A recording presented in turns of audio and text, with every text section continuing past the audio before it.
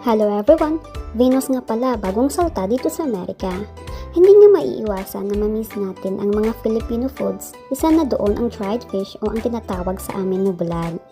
Nung araw na sinundo ako ng asawa ko sa airport, nagpahinga muna kami saglit at pinuntahan ang malapit na Asian store para bumili ng Filipino items na wala sa town nila. Habang tumatagal ako dito sa Amerika, unti-unti kong namimiss ang pagkain Pinoy kaya minsan nagluto ako ng dried fish. Sinubukan naman ng asawa ko na kumain ito, pero hindi niya bit kumain ng dried fish. Pero happy naman kasi at least nag-try siya at maganda sa kanya kasi hindi alintana sa kanya yung amoy ng bulad kapag nagluluto ako.